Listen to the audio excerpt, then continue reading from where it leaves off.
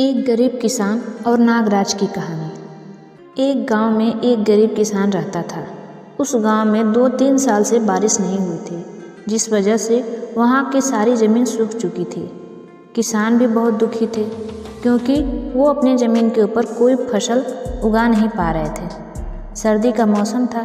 आज एक गरीब किसान पेड़ के नीचे आराम कर रहा था। तभी उसे वहाँ एक सांप नजर आया। वह सांप अपना फन फैलाए हुए बैठा था। किसान के मन में एक बात आई, ये सांप काफ़ी सालों से यहाँ रहता है, इसे भी इस अकाल के समय में मेरी तरह खाना ढूंढने में परेशानी होगी। फिर गरीब किसान ने मन ही मन यह तय किया कि वह हर रोज़ सांप को 1 कटोरी दूध पिलाएगा। अगले ही दिन किसान एक कटोरी में दूध लेकर आया और सांप के बिल के पास रखकर कहने लगा, हे नागराज, आपको मेरा प्रणाम। मैंने कभी ध्यान नहीं दिया कि आप भी यही रहते हैं। सूखे की वजह से मैं तो परेशान हूँ और मुझे लगता है आपको भी परेशानी हो रही होगी, इसलिए अब से मैं रोज़ आपको 1 कटोरी दूध पिलाया करूँगा। ये बोलकर किसान ने वो कटोरी वहीं छोड़ दी और वहाँ से चला गया।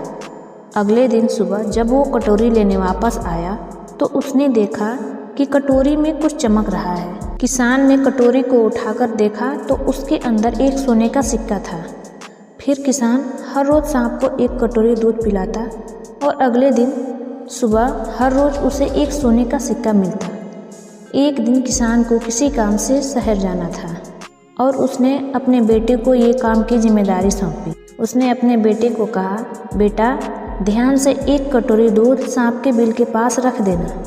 किसान के बेटे ने अपने पिता के कहे अनुसार 1 कटोरी दूध सांप के बिल के पास रख दी। अगली सुबह उसे भी सोने का सिक्का मिला। उसके बेटे ने सोचा कि यह सांप तो बड़ा कंजूस है, ज़रूर उसके पास बहुत सारे सोने के सिक्के होंगे, लेकिन यह तो हर रोज़ बस एक ही सिक्का देता है। अगर मैं इसे मार दूँ तो मैं इसके सारे सोने के सिक्के ले सकता हूँ। अगली शाम जब लड़का दूध देने के लिए गया तो उसने सांप को देखते ही उस पर छड़ी से वार किया, मगर सांप भी सतर्क था।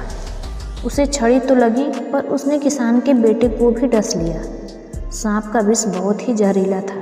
देखते ही देखते किसान के बेटे की मौत हो गई और जख्मी सांप अपने बिल में वापस चला गया। जब किसान वापस लौटकर आया तो उसे अपने बेटे की मृत्यु के बारे में पता चला। साथ ही वह बहुत दुखी और क्रोधित होकर सांप के बिल के पास उसे मारने पहुंचा। तभी उसने सांप को देखा कि सांप को भी काफ़ी चोट आई है। उसे देखते ही वह समझ गया कि उसके बेटे ने सांप पर हमला किया होगा। वो समझ गया कि परिस्थिति कुछ ऐसी हो गई होगी कि सांप ने उसके बेटे को डसा होगा। उसने हाथ जोड़कर सांप से माफ़ी मांगी और सांप से अपने बेटे को वापस लाने के लिए कहा। थोड़ी ही देर बाद सांप अपने बिल में जाकर बाहर आया और उसने किसान को एक जड़ी बूटी दी। वह गरीब किसान जड़ी बूटी लेकर अपने मरे हुए बेटे के पास गया। उसने उसके नाक के पास वो जड़ी बूटी रखी। थोड़ी ही देर बाद उसका बेटा खांसता हुआ उठ खड़ा हुआ।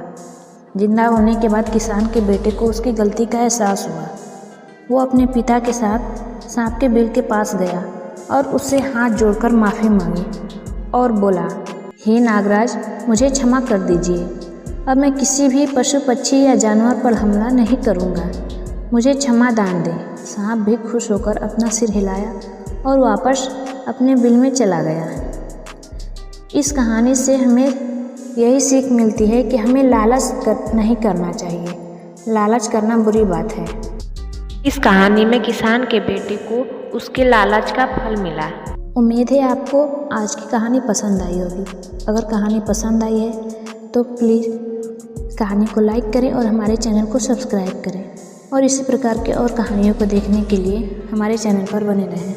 मिलते हैं अगली वीडियो में एक नई कहानी के साथ।